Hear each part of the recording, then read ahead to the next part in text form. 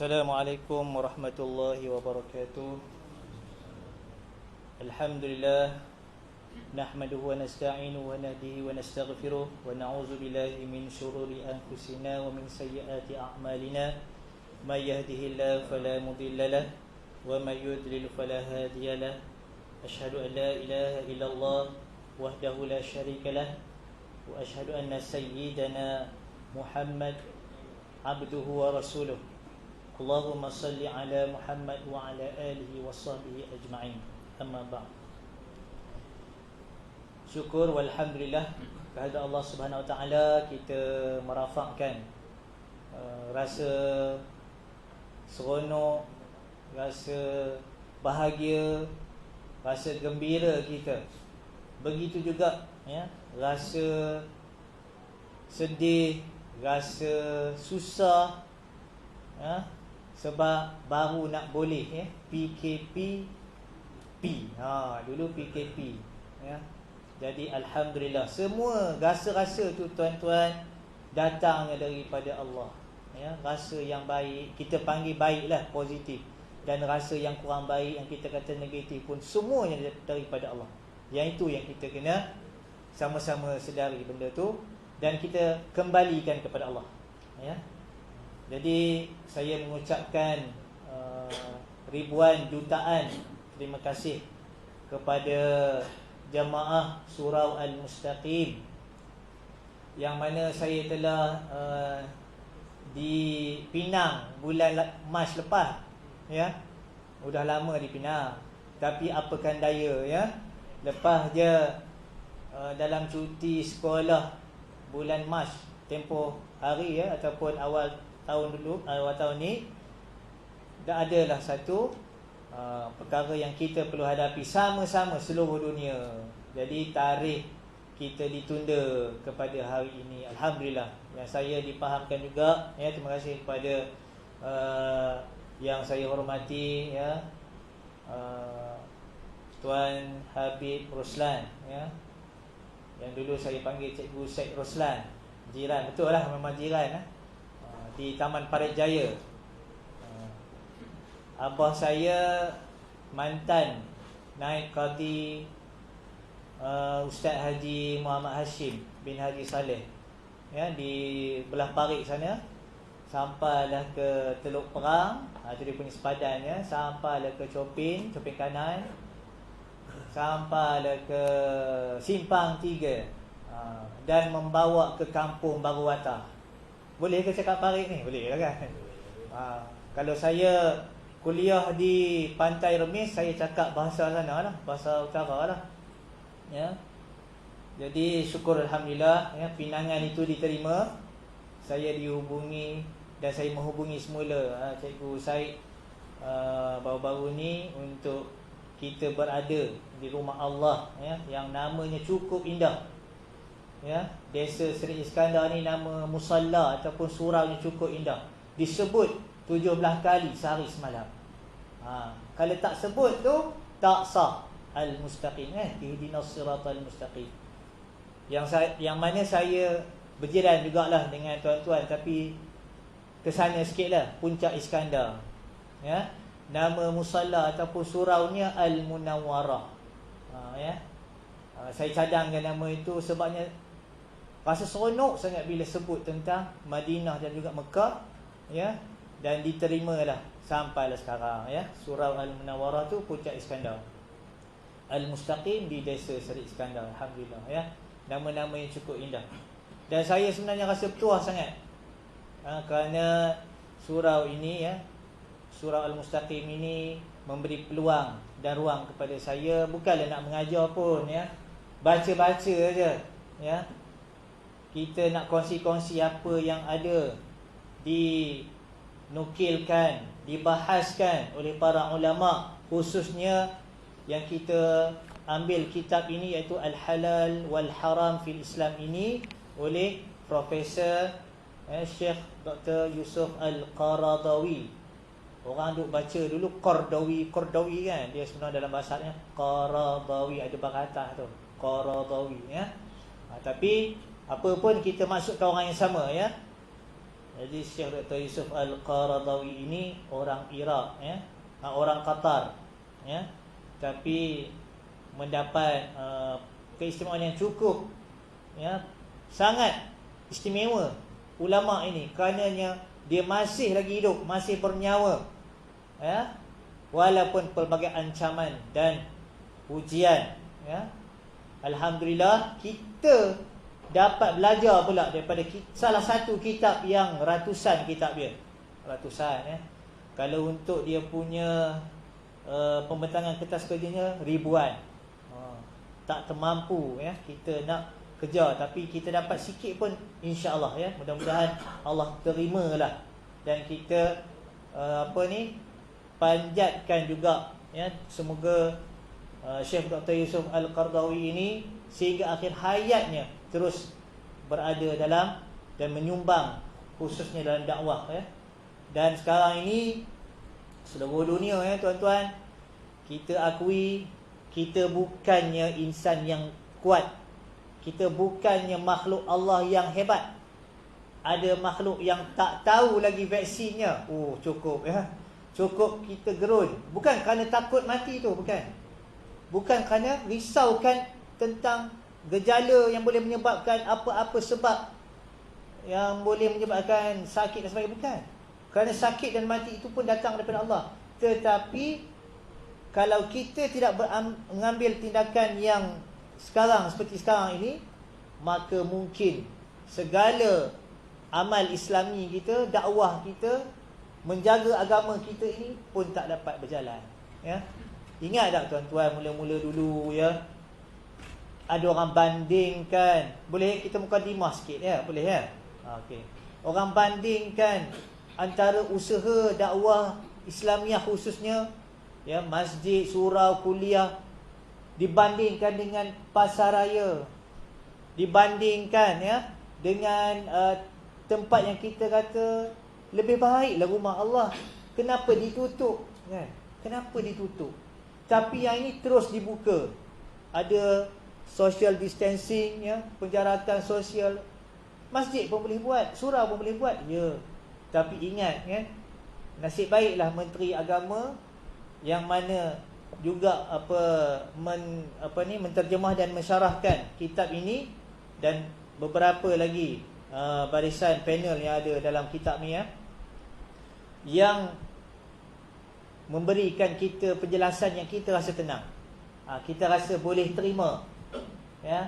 Kalau orang lain yang terangkan, takut kita pun rasa apalah, kita tak boleh samakan. Sebab apa? Allah Subhanahu Wa Taala berfirman, ya, dalam satu ayat tentang ketaatan kepada Allah, ketaatan kepada Rasul adalah ketaatan mutlak. Dan selepas itu datang ayat wa ulil amri minkum, dan juga orang yang diberi kuasa di kalangan kamu, itu di kalangan kita lah, manusia. Jadi merasakan ini wajar, kita kena patuh. Siapa tak buat, tuan-tuan, berdosa. Siapa tak ikut hari itu, contohlah, tak dibenarkan, ada juga berdosa. Sebab itu disebut dalam Al-Quran. Tapi nak faham macam mana? Sebab itu kita mengaji, ya. Jadi kitab ini Al-Halal wal Haram, khususnya kita akan bincang berkaitan tentang fiqh, ya. Disebut tadi oleh Cikgu Syed Ruslan, ya, tentang 12 orang tuan guru, ya, yang dah mengajar sebelum saya. Jadi banyak dah. Hebat tuan-tuan, ya. Saya pernah cadangkan pada pihak Jabatan Mufti dan juga Jabatan Agama Islam, ya, Perak, untuk kalau boleh kita duduk mengaji ni, duduk mengaji surau ke masjid ni, kalau tak ambil kehadiran pun, ya, maknanya kita akhirnya kita dapat sesuatu 1/4 ilmu ke 1/2 ilmu, apatah lagi yang bagusnya keseluruhan tu, dan dihadiahkan, dianugerahkan dengan sijil. Macam tu. Bukan sebab kita nak kejar sijil tu, bukan. Maknanya, oh, rupanya dah 20 tahun aku belajar ni di surau Al-Mustaqim ni. Berapa puluh tahun dah sini? Ada 20? Ada 20 dah? Dekat lah, ya. InsyaAllah, ya. Jadi ini gurunya, ini kitabnya, jilid ke berapa, Masya Allah. Asalnya udah buat buku ni pula, kan, file apa, file CJ pula. Seronok lah, seronok. Tapi tak ada lagi lah ya. Tapi sebenarnya usaha ni ada tuan-tuan ya. Di peringkat Masjid Negeri Perak memang ada. Peringkat Masjid Negeri Perak untuk dibuat di peringkat masjid daerah, insya-Allah ya, doa-doakan. Saya pun kebetulan ya, daripada tahun lepas dilantik untuk PJK masjid daerah ni, pegang pula biro dakwah dan pembangunan pembangunan ummah besar tu. Saya pun risau ya, biro dakwah dan pembangunan ummah. Jadi antara kita nak usahakan ialah setiap pengajian di masjid daerah itu, akhirnya kita akan bagi sijil. Ya. Bukan sebab nak kejar sijil saya sebut tadi kan. Maksudnya kita nampak lah ya, apa yang kita belajar ni, ini dia punya ni. Tapi tak tahu lah laku tak laku kan. Bukan soal itu. Maksudnya kita ada rasa kebersamaan dalam majlis ilmu. Itu je. Ya, kita insya-Allah kita cuba usahakan. Ya. Kemudian kitab ini juga tuan-tuan, bukan sekadar ya, bukan sekadar kita nak bincang benda yang dah lepas. Ya. Kalau kita tentang kitab ya, lupa ya. Cikgu saya ada sebut tadi ya, kitab. Cikgu saya kata kitab cetakan berapa cikgu? Ketiga ya. Keempat 2015 ya. Saya cetakan pertama. Sama cetak ni saya sama beli 2013. Jadi cetakan terbaru tu lagi 2019 mungkin banyak lagi penambahbaikan ya. Tapi dalam kitab Arab yang asal ni sama ya. Jadi kita gunakan kitab ini. Saya syorkan cari yang terbitan Pustaka Cahaya Kasturi, betul Haji? Yang baru tu ya, Pustaka Cahaya Kasturi, betul? Saya dengan cikgu saya memang sama. Ya. Bukan ada kaitan saya ada share ke apa, tak ada. Sikit pun tak ada. Tapi kita nak betul-betul datang daripada terjemahan yang orang yang sama, iaitu Sahibus Samahah Datuk Dr. Zulkifli ya, Muhammad Zulkifli Al-Bakri, Muhammad Al-Bakri ya, orang Terengganu. Jadi tuan-tuan yang dirahmati Allah sekalian ya, bila kita berkitab ya, kita belajar dengan berkitab ni, mudah-mudahan Allah yang pandu kita, Allah yang bawa kita. Bukan saya tak ada kuasa tuan-tuan ya. Bukan kita manusia ni, tak ada. Kita tak ada kudrat. Yang ada kudrat ialah Allah Subhanahu Wa Taala. Yang ada qawiyun, yang ada kekuatan pun daripada Allah Subhanahu Wa Taala ya.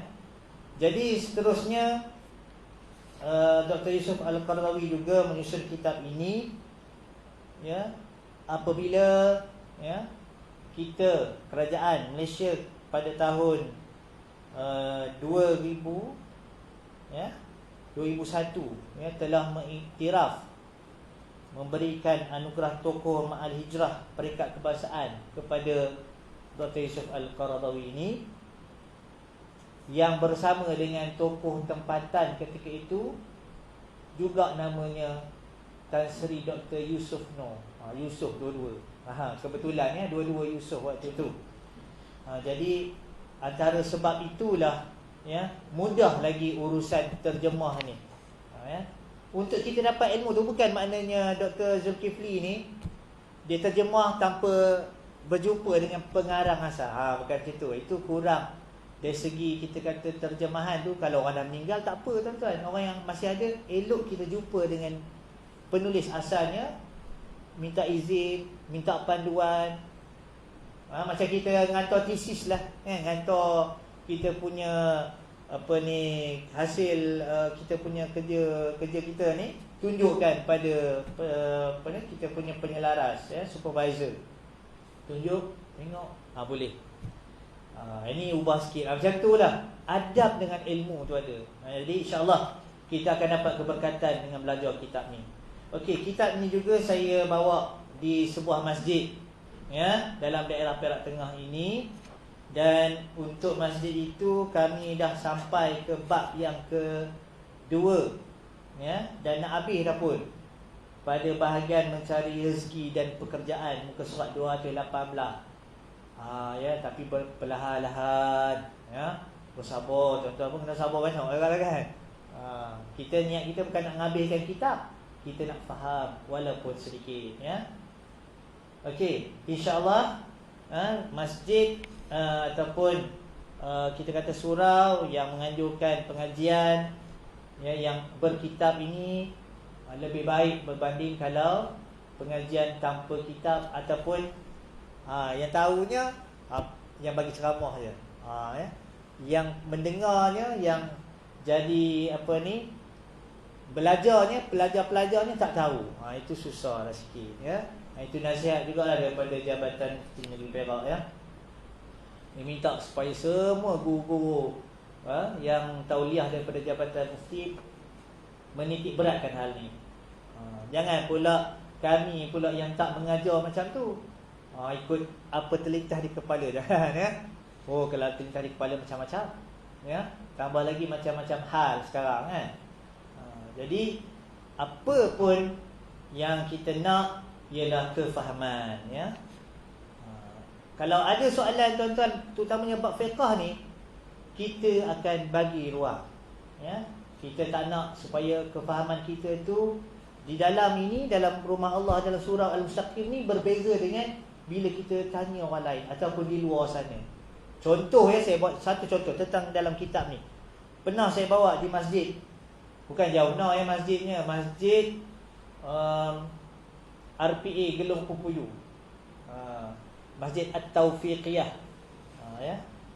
Jadi pernah seorang jemaah tanya dalam bab pakaian, ya, tentang pemakaian cincin. Pemakaian cincin. Kita akan masuk, tapi saya buat contoh lah. Kita baca dia punya dalam bahasa Arabnya, terjemahnya, huraiannya, kemudian huraian syarahan daripada Dr. Zul lagi, semua. Kemudian ada yang bertanya, angkat tangan, "Ustaz, nak tanya, harta yang saya pakai ni boleh ke? Haji pakai cincin apa ya? Besi." Lepas tu tengok balik, ada, jangan risau, boleh, ada.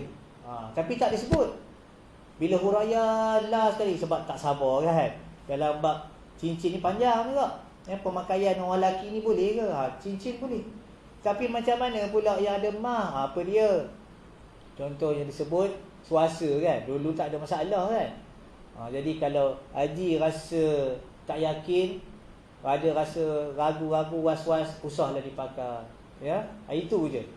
Tapi besi, dan disebut dalam sunnah yang Nabi buat ialah perak ya, ataupun dalam bahasa Arab sebut fiddah. Fa dad ta marbutah, fiddah maksudnya perak ya, silver. Ada batu ke tak ada batu, Ustaz? Terpulang dah. Batu apa buat zakat bersih? Jangan macam ada satu artis, bukan Malaysia, orang luar negara, sebab dia orang Islam, sebab sayang ke isteri, sayang ke suami, dia tempah cincin ya, dalam batu cincin tu boleh letakkan darah. Maksudnya begini, kalau si suami pakai, dalam itu ada darah isteri, cincin yang suami pakai. Yang si isteri pakai, dalam cincin isteri itu, batunya itu ada darah suami, tapi dah kering lah. Udah dia membawa semayang semua. Lepas tu tanya hukum apa? Tak sah solat tu. Jangan main.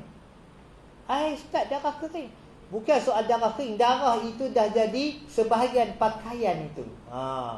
Mana huraiannya ada, insya-Allah. Ya, tuan-tuan yang dirahmati Allah sekalian. Okey, jadi kita akan masuk ya, berkaitan tentang kelebihan kitab ni ya. Saya suka tengok dulu muka surat belakang, kulit belakang ni. Kulit belakang dia tulis ya. Yang pertama, keistimewaan dalam kitab ini ialah menjawab dan menghurai permasalahan ummah pada masa kini. Yang saya ni sehingga 2013 lah. Pada tu haji sampai 2019 insya-Allah. Tak sampai 2020 lagi kan. Yang kedua, memperkenalkan masyarakat, iaitu pada kita semua ni, iaitu dalil-dalil, sama ada dalil itu naqli ataupun dalil aqli. Apa maksud dalil naqli tuan-tuan? Dalil yang datang daripada Al-Quran, As-Sunnah, termasuklah Al-Hadis, dan juga Al-Ijma' minal ulama ya, apa yang disepakati oleh para ulama, dan juga qiyas ya, Al-Qiyas. Jadi iaitu disepakati. Kemudian ada lagi hukum-hukum yang tidak disepakati, tapi kita boleh guna. Contoh masalihul mursalah, sadar zara'i dan sebagainya, itu pun boleh digunakan, ya. Apa pula dalil akli? Iaitu berlandaskan akal. Jangan kata akal ni Islam tolak semua. Oh, kamu ni logik akal je. Bukan, ya, bukan. Akal ini dipandu dengan wahyu daripada Allah Subhanahu Wa Taala. Contoh, tidak disebut dalam Al-Quran, tidak disebut dalam hadis, tak dibincangkan oleh para ulama sebelum ini, dan tak ada qiyas pun. Contoh tentang derma, organ orang dah meninggal yang dalam ni. Dia keluar satu surat ikrar dia,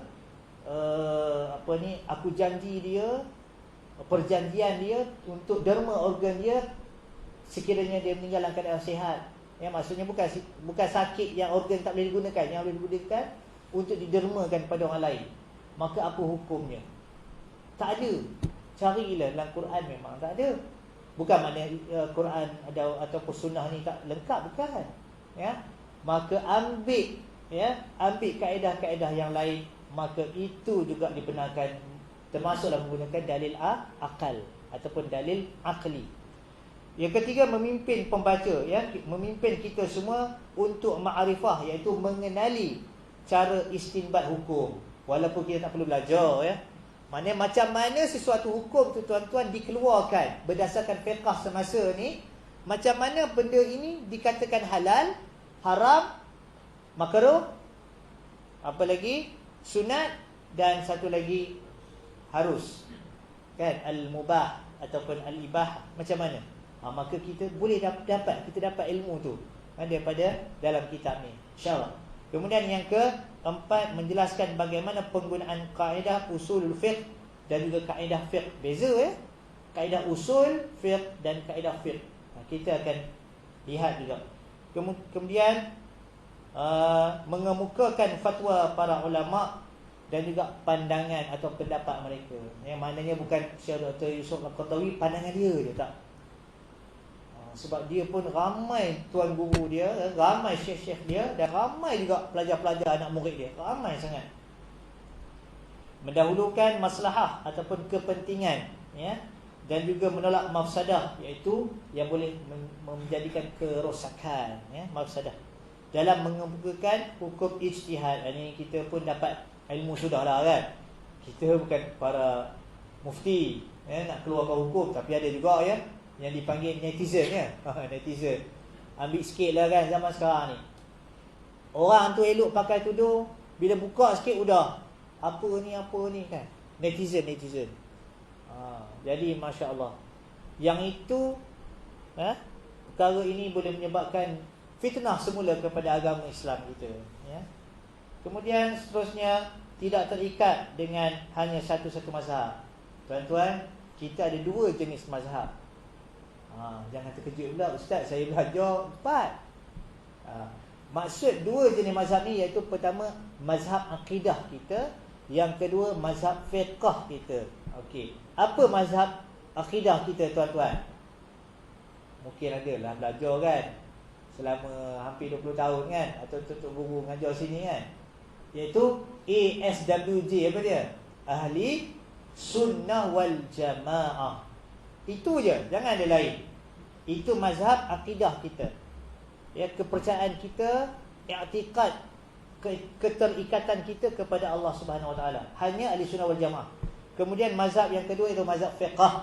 Mazhab fiqh ni janganlah kita tolak mazhab yang kita kata kita tak amalkan, ya. Subuh kena ada kunut, tapi ada subuh tak ada kunut. Macam mana ni, Ustaz? Itulah mazhab fiqh, ya. Kerana apa? Imam-imam fiqh ataupun fuqaha ini, mereka mengambil istinbat itu berbeza, tapi tidak menyalahi dasar ataupun usulnya. Itu, ya. Cerita panjang, kan? Saya pun pening, kan. Tuan-tuan pun pening, kan. Okey. Dan yang terakhir, tujuan ataupun keistimewaan daripada kitab ni ialah kita akan dapat lihat jawapan-jawapan daripada Dr. Yusof Al-Qaradawi, khususnya berkaitan tentang isu kontemporari. Dulu, tuan-tuan, pernah orang kata Dr. Yusof Al-Qaradawi ni, dia ni ulama kontemporari, ya. Zaman saya sekolah-sekolah dulu, saya dah biasa dengar ada nama Dr. Yusof Al-Qaradawi ni, ya. Dulu sebut Yusof Qaradawi, ya kan, kita pun tak tahu, ya. Jadi dengar tiba-tiba kata apa contemporary. Yang saya tahu contemporary ni macam moden lah. Zaman saya sekolah dulu, dia ada nasyid, dua jenis nasyid. Nasyid kita panggil nasyid tradisional, ya, yang bunyi ala Arab. Satu lagi nasyid contemporary, moden. Ingatkan itu. Rupanya masuk contemporary ni mana isu-isu semasa, berkaitan hal-hal semasa dan mungkin tak terdapat dalam Al-Quran dan hadis, ya. Kemudian yang boleh menghubungkan illah itu kepada qiyas. Itu kata kekurangan yang kononnya nampak itu kekurangan, tapi kita bila dapatkan al-qiyas dan boleh dijadikan istinbat satu hukum, maka lahirlah hukum ini. Boleh, tak boleh, halal, haram. Termasuk sekarang ni tuan-tuan, ya, corona. Kalau tuan-tuan imam kan baca doa dalam kunut, kan, ataupun di luar salat, kan, selepas salam dibaca dalam khutbah pun khatib dia baca dalam bahasa Arab, dia kata apa? Minal kuruna. Tak sebut COVID-19, tak sebut, ya. Sebab dalam bahasa Arab sebut kuruna. Ya. Walaupun dulu awal-awal dulu saya pun nak tergelak juga. Orang ambil gambar satu muka surat Iqra. Saya pun tak ingat Iqra. Satu ke satu mustahil, sama ada 4, 5 atau 6. Dia tulis zamana fasada corona gitulah, kebetulan, ya. Kita jangan macam tu tuan-tuan ni. Kebetulan itu ditulis oleh ulama Al-Quran di Indonesia tu, dah meninggal lama dah, ya. Jadi mana dia pun tak tahu, ya. Almarhum ni pun tak tahu. Kebetulan nak sebut, sebab itu semua perkataan dalam bahasa Arab. Corona maksudnya kurun, ya. Tapi dikatakan corona, kan. Ya. Wallahu alam, ya. Khalaqa corona zamana. Itulah dijadikan virus corona pada zaman ini. Macam itulah, wallahu alam, kan. Itu kebetulan. Sama juga, ya, dalam Al-Quran, ya. Kalau orang yang suka mengkaji Quran bukan sekadar tengok tafsir, tuan-tuan, masya-Allah, ya. Kalau dalam surah Yasin, tuan-tuan baca kan surah Yasin? Malam Jumaat lagi lah kita suka lagi baca surah Yasin, ya. Alhamdulillah, kita suka tu sebenarnya datang daripada Allah SWT, seperti yang saya sebut awal tadi, kan. Apa? Dalam satu ayat tu, saya tak ingat, ya. Tapi kalau diterbalikkan, kita baca ayat yang daripada awal tu, dan kalau kita baca hurufnya diterbalikkan, sama. Apa? Dia tentang falak. Tentang ilmu bintang ataupun yang di luar sana, ya. Ilmu cakrawala. Kebetulan, ya, kebetulan, ya. Jadi kalau dikaji ada sebab musababnya, ya. Jadi tuan-tuan, malam ini kita akan teruskan, ya. Dalam mukadimah ni kita akan lihat tajuk yang pertama untuk kitab ini, iaitu mengetahui maksud, ya, maksud al-halal dan maksud al-haram. Dia tak ada nombor tu. Sebelum muka surat 1 lah. Okey, jumpa tak? Okey. Dalam bab 1, sebelum itu, muka surat berapa nak sebut ni, ya. Sebelum tu lah, sebelum bab 1 tu, definisi halal dan definisi haram, ya. Apa itu halal? Ya. Apa itu halal? Halal ialah sesuatu perkara yang diharuskan, yang telah gugur ikatan haram padanya, dan syariat membenarkan perbuatannya. Tuan-tuan, kita datang rumah Allah ini, kita langkah ke kanan. Tiba-tiba hari itu kita masuk Masjid Surau, langkah kaki kiri. Haram ke? Soalannya, haram ke? Tak. Kenapa? Tidak menjadi kewajipan atau benda yang wajib. Contoh, kan? Tapi benar, boleh tak dibuat? Boleh. Boleh. dan diberi pahala. Itu, ya. Tapi kalau dilarang, kita lihat pula maksud atau definisi haram, iaitu perkara yang dilarang. Ingat tuan-tuan ya, keyword dia, kata kuncinya ialah yang dilarang. Siapa larang? Allah Ta'ala yang larang, bukan Nabi, bukan siapa-siapa, tetapi Allah Subhanahu Wa Ta'ala yang larang, yang mana tak boleh kita lakukan, dan larangan itu datang dengan dalil yang tegas. Maknanya berdalil, ada bukti, ada hujahnya. Contoh, awak rasa nak pakailah tudung. Contoh orang lelaki ya. Rasa itu belum buat lagi, rasa. Tak ada apa-apa lagi. Walaupun pemikiran tu dah jadi macam pelik, ya. Bila dipakai, apa hukumnya? Tu baru jatuh hukum. Apa dia? Haram.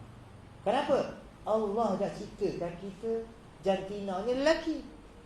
Kalau orang perempuan, jantinanya perempuan, jangan jadi lelaki. Nampak itu yang contoh dekat dengan kita lah. Kemudian perkara itu tidak boleh berubah sehingga mendedahkan sesiapa yang melanggar larangan itu. Allah sediakan apa? Kalau orang yang melanggar perintah Allah Ta'ala, yang Allah kata tak boleh, kamu tak boleh buat, kamu dilarang buat itu, Allah akan berikan, sediakan siksaan. Nampak ya? Allah beri ancaman. Allah yang bagi ancaman kepada kita. Dunia boleh dapat, dan confirm akhirat pun dapat. Ya. Yang itu kita tak nak. Perkara haram ni tuan-tuan sebenarnya tak banyak. Perkara haram ini sebenarnya tak banyak kalau nak dihitung berbanding perkara yang halal dan harus untuk kita buat. Cukup banyak, tapi yang sikit, yang susah nak ditinggalkan, yang haram-haram ni, itulah. Ya, ini ujian kepada kita. Ujian akhir zaman. Kemudian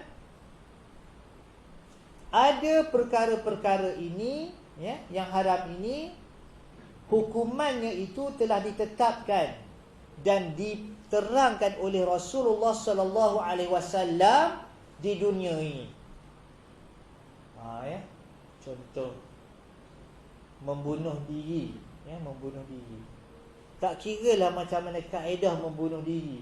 Bunuh diri ni mana kita sendiri yang membunuh diri kita. Bunuh orang tu satu hal lah yang lain. Itu haram juga. Bunuh diri sendiri. Ya. Sama ada tak nak makan minum ke, sebab puasa tak boleh tak makan tak minum, mesti berbuka. Ataupun tak nak bercampur dengan orang ke, biarlah orang kata apa, bila meninggal tidak menyusahkan orang juga. Contoh, ya, udah 3-4 minggu, bukan 3-4 hari, 3-4 minggu berbau apa bau ni, ya. Ya, tak ada apa-apa rupanya, sebab tak nak langsung, ya, tak nak langsung berhubung dengan orang. Contoh, itu pun sebenarnya satu bentuk membunuh diri. Kita menyekat ruang-ruang yang Allah berikan fitrahnya kepada kita. Kita sekat, ya. Jadi perkara itu cukup senang untuk orang lakukan, kerana itu macam mengundang benda yang kita panggil, mengundang benda yang keseronokan, ya. Dan agak terbaru juga ni tuan-tuan, ya. Kita ingatkan, saya pun ingatkan diri saya, ya, semua, sama ada kita ni di kalangan anak-anak, cucu-cucu kita kan, ataupun di kalangan kita sendiri, orang muda, ya, orang yang dewasa, ya, dan orang yang dah bersara dan sebagainya lah, ya, di kalangan kita ini tak boleh lari daripada satu lagi kita panggil ujian yang hampir dengan kita, ya. Tapi alhamdulillah, bila kita nak menunggu waktu azan, nak menunggu contoh solat Jumaat kan, apa SOP yang diminta? 1 jam sebelum solat atau sebelum azan Zuhur solat Jumaat itu, masjid atau pagar pintu masjid itu dibuka. Alhamdulillah, ya, saya seronok sangat. Sebabnya apa? Jarang nak tengok orang datang sejam awal. Jarang sangat. Yang itu nampak tak hikmah dia, tuan-tuan, kan? Itu satu. Apa fungsinya inilah antaranya. Kalau kita main tulis surat, kalau kita main apa lagi, Telegram, bukan Telegram yang dalam lupa, Telegram tu yang Telegram dulu-dulu, kan? Ataupun kita berjumpa orang, ya, face to face, bagi tahu datang masjid esok ya, sejam sebelum tu dah boleh buka dah. Cepat ke lambat? Lambat kan? Sekarang ni, kalau ikut sekarang ni, kan sekarang semua nak cepat. Lambat. Ya. Adakah perkara yang kita kata macam banyak, ya, perkara yang dekat sangat dengan kita ni, perkara ini menyebabkan kita jauh dari Allah? Rupanya tak. Dengan syarat kita yang bijaksana menggunakan dia. Bukan dia mempergunakan kita. Ya. Kita yang mendominasi, ya, yang mempergunakan kemudahan sekarang. Lepas tu pula saya perhati, dah masuk kan, alhamdulillah. Walaupun tak ramai ada, ya, ada di kalangan pegawai masjid, AJK masjid bagi tahu, minta kena kasar depan. Hai, mudah aja. Mudah aja. Saya perhati kat belakang, ya Allah, seronok tengok. Tapi cuma tak boleh rapat macam ni kan, tak boleh rapat. Ayat itu sedih. Tuan-tuan, seronok ke semayang macam ni, tuan-tuan? Ya Allah. Ya. Terkejut kita kan dalam keadaan kita, tapi kita nak semayang juga. Ya. Jarak 1 meter. Biarlah kita ikutlah, sebab kita ingat tadi, ya, perintah taat itu yang tidak mutlak, tapi perkara itu membawa kepada kebaikan, maka taat itu menjadi wajib ataupun menjadi berdosa kalau tak diikuti. Ya. Jadi dah sampai masuk dekat-dekat nak masuk waktu, lepas kita semayang tahiyatul masjid, kita buat apa? Nak ngambil Quran masjid, bukan tak boleh, boleh. Kalau nampak pula orang tertentu, cik datang ni cik, dah dapat compound, dah nak kita, dah. Bukan pasal sayang duit, maknanya kita tak nak jaga, tak nak jaga kita kan, kita jaga kita. Kita pun buka lah ni kan, buka lah, guna juga. Buka Quran, buka zikir, buka doa, macam-macam yang kita dah download. Guna tak ni? Berguna. Tadi kita dah sebarkan maklumat yang baik-baik, kabarkan semua orang, datang sekian-sekian, ini majlis dan sebagainya. Macam-macam kita bagi tahu. Ya. Zaman dulu bukan macam ni. Kalau macam inilah daripada dulu, sekarang tak tahu apa jadi kan. Udah di depan mata, pakai spek, tik tekan, agak je lah kan. Sekarang ni macam ni lagi. Yang ada tu ada jugalah. Tekan je ataupun fikir je, tak payah pakai cermata, fikir je, keluar kat depan. Dah jadi Iron Man pula. Ya. Tak tahulah, akan datang kita tahu. Tapi kita gunakan dia. Ya, tuan-tuan yang dirahmati Allah sekalian. Jadi itulah maksud al-halal. Perkara yang dibenarkan, perkara yang Allah tak larang sikit pun. Dan lawannya iaitu al-haram, perkara yang Allah beri ancaman siksaan di akhirat. Dan perkara yang ketiga iaitu makruh. Apa dia makruh? Ya, iaitu jika syarak, iaitu jika Allah SWT melarang sesuatu perkara, tetapi dia tidak memberat larangannya kepada perkara itu, maka itulah dinamakan makruh. Ya, tahapnya lebih rendah daripada haram. Ya, dari segi susunannya dan pelakunya tidak pula dikenakan hukuman. Tak ada pula, kamu tak buat je, nantilah ini sisaan kamu tak ada, ya. Itu makruh. Cuma apabila dilakukan satu selalu dan tidak mempedulikan terhadap larangan serupa itu, biasanya juga boleh membawa pelakunya kepada perbuatan yang haram. Kenapa tu, ya? Kerana makruh ada dua jenis. Ya, makruh tahrim, iaitu makruh yang dituntut oleh agama kita untuk tinggalkan. Walaupun makruh, tapi elok tinggalkan. Ya. Contohnya, kita solat sunat mutlak ketika matahari terbit atau terbenam, maka hukumnya makruh tahrim. Ya. Tak jadi haram, tapi makruh tahrim, maknanya jangan buatlah. Itu contoh. Satu lagi makruh tanzih, iaitu dituntut oleh syarak meninggalkannya, tapi tidaklah muktamad, ya, dan diberi pahala kalau tak buat, ya, tinggalkan.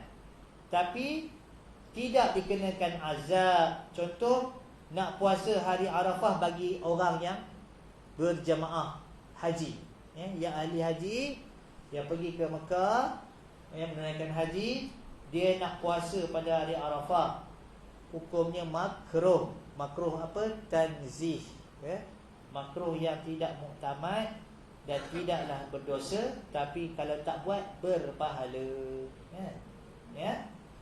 Jadi ramai di kalangan kita yang berpeluang dah pergi kan, tahun ni tak ada ya. Minta maaf KLIA untuk ke jemaah haji tahun ni ditutup. Apa pesawat pun tak dibagi. Kenapa? Takut pasal virus ni? Bukan. Kita bukan takut macam yang saya bagi tahu awal tadi. Kita kena betulkan cara kita berdepan dengan ujian Allah Ta'ala bagi ni. Bukan kerana takut, bukan kerana pasal mati, bukan kerana pasal penyakit. Bukan. Kerana ini adalah satu perkara yang kita mesti ikut sekiranya perkara ini membawa mafsadah. Tadi kan kita bincang maslahah dengan mafsadah. Mafsadah, keburukan kepada ramai lagi orang. Kebetulan negara-negara selain Malaysia ada dah buka balik sepenuhnya. Kemudian seminggu lepas tu meningkat balik, naik. Jadi nak cari salah siapa kan? Kita tak nak macam tu. Perlahan-lahan insya-Allah. Doa di kalangan kita, banyak di kalangan kita dalam Malaysia ni khususnya, seluruh dunia umat Islam ni ramai lagi amilin, orang-orang yang beramal dengan ilmunya, orang yang ulama, orang yang berilmu pengetahuan tinggi dalam agama, sentiasa berdoa. Dan kita pun naklah jadi sebahagiannya. Kita pun berdoa, ya Allah terima doa aku, walaupun aku tak bukan sesiapa pun, minta ya Allah jauhlah. Kita pun mudah-mudahan Allah buka hijab tu, Allah terima, Allah terima doa kita. Jangan ya Allah selamatkanlah aku dan ahli keluarga aku. Jangan macam tu kan. Semua kita minta. Wali a'immatil muslimin, dan seluruh umat Islam. Ustaz, boleh ke kita dah doa untuk orang yang bukan Islam? Sebab ini juga kita jangan sebut doa tu untuk doa bukan Islam. Kita kata seluruh umat manusia. Tak apa, jangan. Pada orang Islam dan juga kepada bukan Islam. Itu je yang tak dibagi Tapi kalau kita kata untuk kebaikan seluruh alam, seluruh dunia ini, tak ada masalah Okey. Jadi itu adalah perkara asas sebelum kita nak masuk kepada perkara yang detail ataupun terperinci dalam kitab ini. Okey, masuk bab 1. Ada berapa minit lagi ni? Iaitu berkaitan tentang prinsip Islam, halal dan haram. Berkaitan dengan halal dan haram. Ada 11. Haji, ada berapa Haji? Muka surat 2. Saya muka 2 lah. Ada berapa? 11 juga. Kalau ada tambahan bagi tahu Haji awak ni yang pertama 2013 dulu ni iaitu pertama, hukum asal sesuatu perkara. Maksudnya semua benda ni asalnya harus. Harus maksudnya boleh. Asal boleh kata orang kan? Asal boleh. Memang betul. Asal sesuatu benda itu lah boleh. Kemudian datang hukum. Okey. Yang kedua, kuasa halal dan haram ialah hak Allah, bukan makhluk. Hak Allah semata-mata, bukan kita. Yang ketiga, mengharamkan yang halal. Ni dah terbalik kan? Mengharamkan yang halal dan menghalalkan yang haram, dosanya sama seperti syirik kepada Allah. Kita teringat baru ni kan, ada seorang tuan guru yang baru meninggal dunia hari Jumaat. Tuan guru Datuk Haji Ismail Kamus. Ingat tak cerita halal haram? Kalau dia cerita dia buat jenaka tapi dalam maksudnya. Dia kata orang yang ambil halal, ambil haram ni ibarat macam kain belah lah kan. Pakai orang yang perempuan lah kan, pakai kain belah, kejap halal, bila tertutup kan, melangkah tu haram, bila rapat balik kaki halal, lama-lama jadi halam. Dia kata tak tahu nak bagi hukum apa kan. Tapi itulah orang-orang baik, orang yang ada ilmu ni cepat meninggalkan kita semua ni. Jadi kita ambil lah kesempatan ya, lagi orang ya, ulama dan orang yang alim ni, kita berdamping lah ya, kita berkawan, bersahabat lah. Kemudian pengharaman ya, membawa kepada keburukan dan bahaya. Ya, kita nak tahu prinsip ini penting ya. Kenapa diharamkan? Kerana ada kesannya bahaya ya, dan juga bawa keburukan. Yang kelima, penggunaan halal tidak lagi berhajat kepada penggunaan haram. Ya, prinsipnya. Yang keenam, apa yang bawa kepada perkara haram, hukumnya haram. Maknanya jalan-jalan nak menuju haram. Contoh zina ya, zina. Zina ni kan kalau orang tanya apa hukumnya? Haram. Mula dengan apa ustaz? Dia ada mukadimah dia, permulaan dia, rantaian itu pun adalah haram. Contohnya, ini kalau salah guna tu pula kan. Dapat nombor ke, dapat akaun apa-apa sosial ke ya. Sosial akaun mana-mana ke, lepas tu berjumpa. Udah. Kalau niat daripada awal tu tak betul, segala perjalanan yang disusun tu hukumnya adalah haram ya, berdosa. Kemudian yang ke-7, haram membuat tipu helah untuk perkara yang haram ya. Tak boleh buat tipu helah untuk buat perkara haram. Kemudian niat yang baik, yang ke-8, niat baik tak boleh membersihkan yang haram ya. Niat baik tidak boleh membersihkan yang haram. 3 minit. Kemudian memelihara diri, yang ke-9, memelihara diri dari perkara syubhah, iaitu yang kita tak pasti, sama-sama. Syubhah ini tuan-tuan, dia bukan 50-50. Kita akan tengok nanti insya-Allah. Bukan 50-50. Ya, dia ada peringkat-peringkat dia. Yakin berapa tuan-tuan? 100%.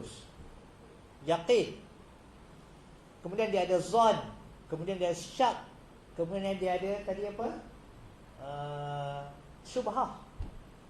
Syubhah ni paling rapat dengan perkara yang haram. Nampak ya? Boleh katakan 70% haram, 30% halal. Bukan benda tu maknanya kita punya insting tu. Kalau kita tak tahu hukum lah, boleh ke tak boleh ya? Tapi 70% ni itu membawa kepada haram. Jadi tinggalkan syubhah, tinggalkan. Jangan kita nak cari perkara ni boleh. Yang ke-10, prinsipnya sesuatu yang haram itu tak haram kepada semua ya. Kalau termaktub daripada awal dulu tuan-tuan, sampai ke akhir zaman pun haram ya. Dan yang ke-11, darurat membolehkan sesuatu yang dilarang. Ini sahaja yang ada keterbukaan. Sekiranya darurat, maka yang haram pun dibenarkan, tapi ikut kadar je. Contoh, makan daging yang haram, tapi kalau keadaan itu memaksa kita, kalau tak mati dan sebagainya, maka dibenarkan. Tapi janganlah sampai udah sedar udah berlebih lah. Itu kata haram ya. Makan sekadarnya ya. Wallahu ta'ala alam ya. Masa kita pun dah nak masuk waktu isyak. Saya mohon maaf pada tuan-tuan dan puan. Yang pertama ya, hari ataupun kuliah pertama ini, segala kekurangan itu saya mohon maaf. Mudah-mudahan kita akan diberi ruang lagi, masa lagi untuk sambung pada bab ini, bab pertama ini ya. Dan sekali lagi saya ucapkan terima kasih kepada tuan-tuan yang hadir pada malam ini ya. Mudah-mudahan Allah jualah yang membalas khairat kita pada malam ini insya-Allah. A'udzubillahi minasyaitonirrajim. Bismillahirrahmanirrahim. Alhamdulillahirabbil alamin, wassalatu wassalamu ala asyrafil anbiya'i wal mursalin wa ala alihi wa sahbihi ajma'in. Allahumma faqihna fid din, Allahumma faqihna fid din, Allahumma faqihna fid din. Ya Allah, ya Tuhan kami, berilah kefahaman agama yang dalam kepada kami ya Allah. Allahumma ftah alaina futuhal arifin, warzuqna fahman nabiyyin, wa hifzal mursalin, wa ilhamal malaikatil muqarrabin, fi afiyati ya arhamar rahimin. Rabbana atina fid dunya hasanah wa fil akhirati hasanah wa qina azaban nar. Wa sallallahu ala sayyidina Muhammad wa ala alihi wa sahbihi ajma'in. Walhamdulillahi rabbil alamin. Taqabbalallahu minkum.